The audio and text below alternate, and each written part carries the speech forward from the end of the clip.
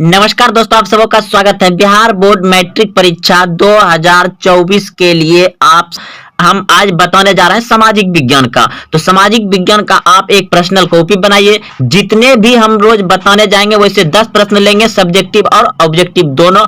आप कॉपी में अच्छे से उतार लीजिए। जो वीडियो देखिए आप उसके घर में भी एक बार पढ़ाई करिएगा। तो आप सबों के लिए पहला प्रश्न आप देख रहे हैं कि महात्मा गांधी द्वारा असहयोग आंदोलन को कब बंद कर दिया गया।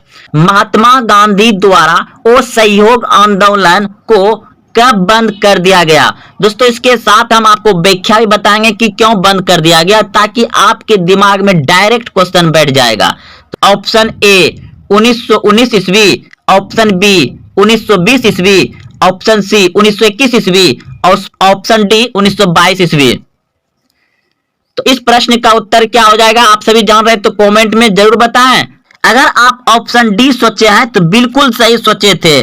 1922 ईस्वी में महात्मा गांधी ने असहयोग आंदोलन को स्थगित कर दिया गया, यानी बंद कर दिया गया असहयोग आंदोलन 1922 ईस्वी में। क्यों किया था आइए समझते हैं। देखिए दोस्तों, इस प्रश्न का भी आप कॉपी में अच्छे से उतार लें, बहुत अच्छा रहेगा। तो समझिए, 5 फरवरी 1922 को उत्तर प्रदेश के चौरी चौरा नामक स्थान पर जनता ने थाने में आग लगा दी, जिसमें एक थानेदार यानी एक दरोगा एवं 21 सिपाहियों की मौत हो गई। इस घटना से क्षुब्ध होकर गांधी जी ने 12 फरवरी 1922 को असहयोग आंदोलन को स्थगित कर दिया गया। दोस्तों अगर आपको डेट सहित पूछा जाए कि अगर वहां पे डेट रहेगा तो महात्मा गांधी ने असहयोग आंदोलन को कब स्थगित कर दिया गया, कब बंद कर दिया गया, तो 12 फरवरी 1922 ईस्वी को। चलिए अब आगे कुछ एडवांस सीखते हैं। आपको यह भी प्रश्न पूछ लिया जाता है कि चौरी चौरा कांड कब हुआ था। चौरी चौरा कांड कब हुआ था, तो 5 फरवरी 1922 को, 5 फरवरी 1922 को हुआ था। अगर आपको 2 नंबर से पूछ दिया जाए कि यही प्रश्न कि असहयोग आंदोलन क्यों स्थगित कर दिया गया था, असहयोग आंदोलन क्यों बंद कर दिया गया था, तो आप यहां से यहां पूरा लिख दीजिए, आपको 2 नंबर पक्का मिल जाएगा। उसके बाद देखिए, अगर आपको ऑब्जेक्टिव में पूछ दिया जाए कि चौरी चौरा कांड कब हुआ था, तो 1922 ईस्वी। अगर डेट सही रहेगा तो 5 फरवरी 1922 ईस्वी। अगर आपको पूछ दिया जाए 2 नंबर में कि चौरी चौरा कांड मतलब क्या है, समझाइए, चौरी चौरा कांड पर प्रकाश डालें, इस तरह का प्रश्न पूछ दिया जाएगा, तो आप डायरेक्ट यहां से यहां तक इस उतार सकते हैं, यानी कि इस प्रश्न का उत्तर लिख सकते हैं। आपको 2 नंबर पक्का मिलेगा, कोई नहीं काट सकता। तो दोस्तों अब देखिए, यहां तक तो समझ गए। इसमें 3-4 प्रश्न 5 प्रश्न निकल गया, और अब अच्छे से एक बार हम फिर से समझा देते हैं, उसके बाद आगे बढ़ते हैं। 5 फरवरी 1922 को उत्तर प्रदेश के चौरी चौरा नामक स्थान पर जनता ने थाने में आग लगा दी, जिसमें एक थानेदार ने एक दरोगा एवं 21 सिपाहियों की मौत हो गई। इस घटना से विभुद होकर गांधी जी ने 12 फरवरी 1922 को असहयोग आंदोलन को स्थगित कर दिया गया। तो दोस्तों जितना कहें उतना आप आराम से क्वेश्चन बना के भी लिख सकते हैं या ऐसे भी उतार सकते हैं, कोई दिक्कत नहीं। चाहे चौरा चौरी कांड पूछे या असहयोग आंदोलन पूछे, 2 नंबर में आप इसे आराम से पूरा लिख सकते हैं। तो बढ़ते हैं अगला प्रश्न की ओर। 2 नंबर प्रश्न है, किस गवर्नर जनरल ने बंगाल में अस्थायी बंदोबस्त लागू किया था। किस गवर्नर जनरल ने बंगाल में अस्थायी बंदोबस्त लागू किया था। Option A Warren Hastings, option B Lord Cornwallis, option C Lord Lytton, option D इनमें से कोई नहीं। तो इस प्रश्न का उत्तर हो जाएगा आपका ऑप्शन नंबर बी, बिल्कुल सही है। लॉर्ड कॉर्नवालिस ने बंगाल में अस्थायी बंदोबस्त लागू किया था, लॉर्ड कॉर्नवालिस ने। अब इसे अच्छे से समझते हैं, चलते हैं प्रश्न का उत्तर समझने के लिए। तो देखिए, इसे भी आपको अगर यदि प्रश्न 2 नंबर से पूछा जाएगा तो आप इसे अच्छे से उतार सकते हैं, आपको 2 नंबर मिल जाएगा, कोई नहीं काटेगा। तो लॉर्ड कॉर्नवालिस ने बंगाल में अस्थायी बंदोबस्त लागू किया था? लॉर्ड कॉर्नवालिस ने 1793 ईस्वी में प्रसिद्ध कॉर्नवालिस कोड का निर्माण करवाया, जो शक्तियों के विथिकरण के सिद्धांत पर आधारित था। तो दोस्तों इसको आप अच्छे से समझ गए होंगे। अब चलते हैं अगले प्रश्न की ओर। गेहूं के उत्पादन के लिए उपयुक्त मिट्टी है? गेहूं के उत्पादन के लिए उपयुक्त मिट्टी है काली मिट्टी, ऑप्शन बी जलोढ़ मिट्टी, ऑप्शन सी लेटराइट मिट्टी, ऑप्शन डी लाल मिट्टी। तो बताइए इस प्रश्न का उत्तर क्या होगा? तो गेहूं के उत्पादन के लिए उपयुक्त मिट्टी है जलोढ़ मिट्टी, ऑप्शन नंबर बी सही हो जाएगा। काली मिट्टी आपका कपास मूंगफली के लिए, काली मिट्टी किसके लिए है? कपास मूंगफली के लिए, और ये गुजरात में पाया जाता है। इसमें प्याज लहसुन भी होता है काली मिट्टी में अधिक मात्रा में। तो गेहूं के लिए जलोढ़ मिट्टी, याद रखिएगा गेहूं के लिए जलोढ़ मिट्टी। अब इसका व्याख्या भी समझ लेते हैं दोस्तों। देखिए, गेहूं की उपज के लिए जलोढ़ या दामोट मिट्टी, याद रखिएगा दामोट मिट्टी भी आपको दे सकता है, अच्छी नमी मानी जाती है। इसके लिए 50 सेमी से 75 सेमी तक वर्षा पर्याप्त होती है। विश्व में अमेरिका में सबसे ज्यादा गेहूं पैदा किया जाता है। भारत में सबसे ज्यादा गेहूं उत्तर प्रदेश में। अगर पूछ दिया जाए दोस्तों कि भारत में किस राज्य में सबसे ज्यादा गेहूं उत्पन्न होता है, तो उत्तर प्रदेश में। यहां देख लीजिए दोस्तों दिया गया है उत्तर प्रदेश में पैदा किया जाता है। परंतु प्रति हेक्टेयर पैदावार सबसे अधिक पंजाब में होती है। दोस्तों भारत में सबसे अधिक गेहूं उत्तर प्रदेश और पंजाब में होता है। दोस्तों आप लोग समझ गए हैं कि गेहूं की फसल किस मिट्टी में होता है? दामोद मिट्टी या जलोढ़ मिट्टी, याद रखिएगा। ठीक, और गेहूं उत्पादन भारत का कौन सा अग्रणी राज्य है? उत्तर प्रदेश और पंजाब। अब अगला प्रश्न समझते हैं। अगला प्रश्न था आपका, गेहूं हो गया। अब यह प्रश्न है कि देखिए इस तरह का प्रश्न हर साल पूछ लिया जाता है। पंजाब केसरी के रूप में जाने जाते हैं, तो पंजाब केसरी के रूप में जाने जाते हैं। Option A Bhagat Singh, option B Subhash Chandra Bose, option C Lala Lajpat Rai, option D Sardar Vallabh Bhai Patel. तो बताइए इस प्रश्न का उत्तर क्या होगा? तो पंजाब केसरी के रूप में जाने जाते हैं लाला Lajpat Rai, option number C बिल्कुल याद रखिएगा। पंजाब केसरी के रूप में जाने जाते हैं कौन? लाला लाजपत राय। तो इसका भी दोस्तों इंपॉर्टेंट प्रश्न ने ले लिया है जो कि पूछा जाता है। तो आप देखिए यहाँ पे, इसे भी कॉपी में उतार लीजिए। इस तरह का प्रश्न हर साल पूछा जाता है, तो इस बार इसमें से कोई एक आएगा। तो आप सभी जान गए कि पंजाब केसरी के नाम से कौन जाने जाते हैं? लाला लाजपत राय। बिहार केसरी के नाम से जाना जाता है कौन? डॉक्टर श्री कृष्ण। आंध्र केसरी के नाम से जाता है टी प्रकाशम। बंगाल केसरी के नाम से जाता है आशुतोष मुखर्जी। और शेरे कश्मीर शेख अब्दुल्ला। अब अगला प्रश्न पढ़ते हैं, क्या है? अगला प्रश्न है, फ्रांस की क्रांति का नारा था। फ्रांस की क्रांति का नारा था, तो फ्रांस की क्रांति कब हुई थी यह भी पूछ सकता है दोस्तों आपको। तो फ्रांस की क्रांति का नारा था आपका ऑप्शन नंबर ए बिल्कुल सही जगह, प्रतिनिधित्व नहीं तो कर नहीं। प्रतिनिधित्व नहीं तो कर नहीं। कर मतलब समझ रहे हैं दोस्तों, टैक्स जो देते हैं, टैक्स कर होता है वही, इसलिए प्रतिनिधित्व नहीं तो कर नहीं, यही वहां का नारा था। अब आइए, बहुत ही इंपॉर्टेंट नारा है जो कि अच्छे से समझेंगे, और इस तरह का नारा पूछ ही लिया जाता है और पूछता ही है, बहुत बार पूछा गया है। तो देखिए, फ्रांस की राज्य क्रांति कब हुई थी? 1789 ईस्वी में, इसे याद रखिएगा। उस समय का लुई 16वां के शासन काल में हुई थी।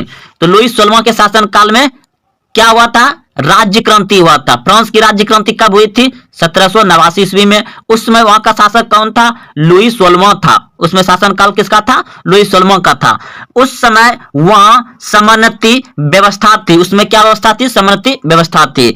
इस क्रांति का नारा था समानता, स्वतंत्रता और बंधुत्व। प्रतिनिधित्व नहीं तो कर नहीं। दोस्तों यह ऑप्शन में था, प्रतिनिधित्व नहीं तो कर नहीं। अमेरिका स्वतंत्रता संग्राम का नारा था। अमेरिका स्वतंत्रता संग्राम का नारा था। एक राष्ट्र एक नेता का नारा हिटलर ने दिया था। कब? जर्मनी से। एक राष्ट्र एक नेता का नारा किसने दिया था? हिटलर ने दिया था। दुनिया के मजदूर एक हो, यह नारा किसने दिया था? कार्ल मार्क्स ने दिया था। दुनिया के मजदूर एक हो का नारा किसने दिया था? कार्ल मार्क्स ने दिया था, रूस से। और एक राष्ट्र एक नेता का नारा किसने दिया था? हिटलर ने। ठीक, समझ गए दोस्तों आप लोग अच्छे से? इसे आप लोग भी अच्छे से ध्यान से पढ़ लीजिए। हम छोटा कर दिए, स्क्रीनशॉट ले लीजिए और अपने कॉपी में अच्छे से लिख लीजिए। अब हम अगला प्रश्न पढ़ते हैं। पृथ्वी की सतह से सबसे अधिक नजदीक की परत है। तो सबसे पृथ्वी की सतह यानी कि जमीन के नजदीक, यानी कि नजदीक सबसे निचली परत, वायुमंडल की सबसे निचली परत, ऐसे ही प्रश्न पूछा जाएगा। वायुमंडल की सबसे निचली परत कौन सी है? तो क्षोभ मंडल, याद रखिएगा। अब अच्छे से समझिए कि क्षोभ मंडल क्या होता है। देखिए, बादल गरजना, बिजली चमकना, आंधी तूफान आना, ये सभी जो है ना कि क्षोभ मंडल में ही होता है। कहां होता है? क्षोभ मंडल में ही होता है। इसके ऊपर संताप मंडलता है, वहां ऐसा कुछ नहीं होता। इसलिए आप लोग सुने होंगे कि एक ऐसा पक्षी होता है, जब बारिश होता है ना तो वह बारिश से ऊपर उड़ने लगता है। वह बारिश से ऊपर उड़ने लगता है। उस पक्षी का नाम बताइएगा आप सभी। एक कौन सा ऐसा पक्षी है जब बारिश बादल घिरने लगता है, आंधी तूफान आने लगता है, तो वह पक्षी जो है कि नीचे ना आकर के वह धीरे धीरे क्या होता है और ऊपर चला जाता है, जहां मतलब बारिश ही नहीं होता है। तो दोस्तों आप लोग अच्छे से याद रखिएगा कि जितने भी आंधी तूफान, बिजली चमकता है, बादल गरजता है, आंधी तूफान, बादल पड़ना, यह सभी क्षोभ मंडल में ही होता है। तो अब अगला प्रश्न हम लोग पढ़ रहे हैं। देखिए यहाँ पे दिया गया है इसका पूरा व्याख्या। क्षोभ मंडल देखिए धरातल से 16 किलोमीटर के ऊपर है, मतलब क्षोभ मंडल की सीमा 16 से 18 किलोमीटर है। उसके बाद समताप मंडल आता है, उसके बाद ओजोन मंडल आता है, उसके बाद मध्य मंडल आता है, उसके बाद आयन मंडल आता है, उसके बाद बहिर्मंडल आता है जो कि 500 किलोमीटर से अधिक ऊपर है। तो अब अगला प्रश्न समझ रहे हैं हम लोग। देखिए प्रश्न है, बहुत अच्छा प्रश्न है, आप लोग ध्यान से समझिए। ये प्रश्न बहुत बार पूछे गए हैं और पूछे जाएंगे। महात्मा गांधी की हत्या नाथूराम गोड्स ने निम्नलिखित में से किस दिन किया था? यानी कि महात्मा गांधी का हत्या नाथूराम गोड्स ने किया था, यानी कि उसको गोली 3 गोली मार दिया था, 3 गोली। क्यों मारा था, किस दिन मारा था? तो ऑप्शन नंबर डी सही हो जाएगा, 30 जनवरी 1948 को, 30 जनवरी 1948 को। अब इसके बारे में व्याख्या पढ़ते हैं। तो देखिए, महात्मा गांधी का जन्म 2 अक्टूबर 1869, ठीक है, याद रखिएगा। महात्मा गांधी का जन्म कब हुआ था? 2 अक्टूबर 1869 को कठियावाड़ा, गुजरात के पोरबंदर नामक स्थान पर हुआ था। बापू एवं राष्ट्रपिता से सम्मानित महात्मा गांधी अपने सत्य, अहिंसा एवं सत्याग्रह के साधनों से भारतीय राजनीतिक मंच पर 1919 से 1948 ईस्वी तक छाए रहे। यानी 1919 से 1948 तक क्या रहा? छाया रहा, एकदम उसी का नाम ही नाम। और फिर 30 जनवरी 1948 को दिल्ली की एक प्रार्थना सभा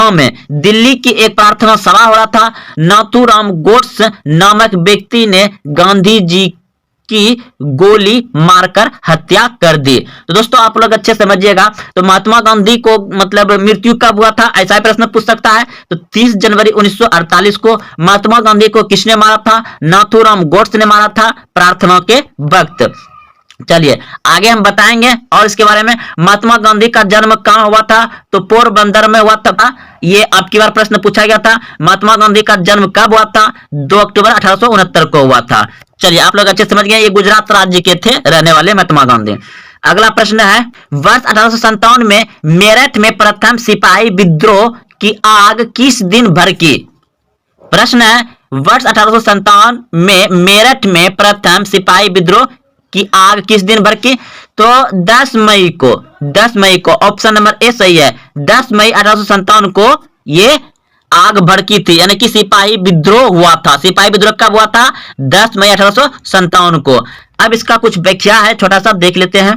देखिए, 10 मई 1857 के दिन मेरठ की पैदल टुकड़ी सेना जो था उसे 20 NI से 1857 ईस्वी की क्रांति की शुरुआत हुई थी।